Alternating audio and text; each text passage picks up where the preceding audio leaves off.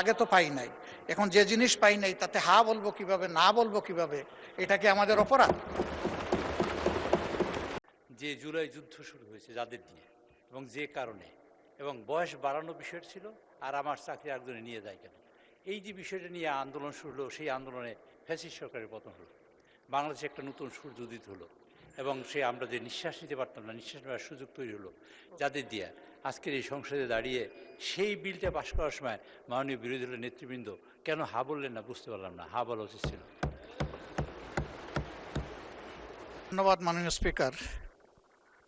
মাগরিবের আগে আমাদের সাউন্ড সিস্টেমে প্রবলেম হওয়ার কারণে আমরা অনেকে অনেক কথা শুনি নাই, আপনারও কথাগুলো আমরা শুনতে পারি নাই ভালো করে।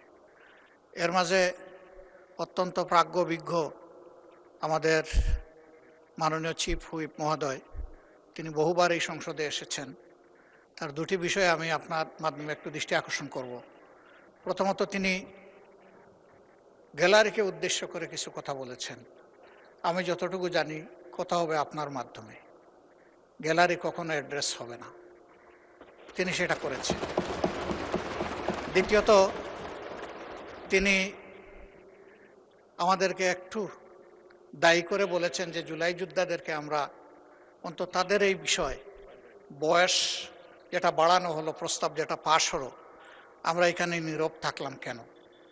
এটা তো আমাদের অবশ্যই সমর্থন করা উচিত, আমি একমত, সমর্থন করা উচিত।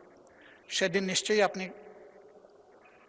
স্মরণে থাকবে যে যখন এই বিষয়গুলো আলোচনার প্রসঙ্গ এসেছিল, তখন বলেছিলাম যে আমাদের সামনে যে রিপোর্টটা এসেছে, এই রিপোর্টে কোনো মূল টেক্সট নাই। আমরা অনুরোধ করেছিলাম মূল টেক্সটটা থাকবে আর পাশে তার সমাধান অথবা প্রস্তাবনা থাকবে। আপনি একমত হয়েছিলেন। তারা বলেছিলেন 12 লক্ষ টাকা সেভ করার জন্য এটা না দিয়ে ওয়েবসাইটে আছে। আমরা বলেছিলাম যে না, আমরা ওয়েবসাইট থেকে পেতে চাই না, আমরা এই টেবিলে এটা পেতে চাই। তা আপনি সেটা সেভাবেই ডিরেকশন দিয়েছিলেন, কিন্তু দুর্ভাগ্যজনকভাবে আজকে পাইনি এটা। এখন নামাজ পড়ে এসে পেয়েছি, এই জন্য ধন্যবাদ। কিন্তু আগে তো পাই নাই, এখন যে জিনিস পাই নাই তাতে হা বলবো কিভাবে, না বলবো কিভাবে, এটা কি আমাদের অপরাধ?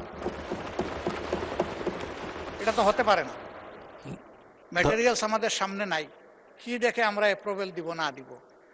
2 নম্বর কথা হচ্ছে যে কমিটির কাছে এটা প্রস্তাবনা মানে দায়িত্ব হিসাবে গিয়েছে, এটাই কি ফাইনাল, নাকি এখানে এই বিষয়ে আমাদের কোনো কথা বলার সুযোগ আছে, সংযোজন বিয়োজন কোনো পরামর্শ দেওয়ার সুযোগ আছে? যদি সেটা থাকে তাইলে তো সেটা রিপোর্টটাই আগে পূর্ণাঙ্গ আসা দরকার ছিল আমাদের সামনে। এই রিপোর্ট আলোচনা হওয়ার পরে যদি বিল আকারে আসতো, কাজটা সহজ হয়ে যেত এবং হয়তো বা এত জটিলতা হতো না।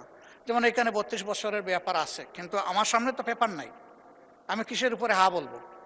আমাকে হা বলবো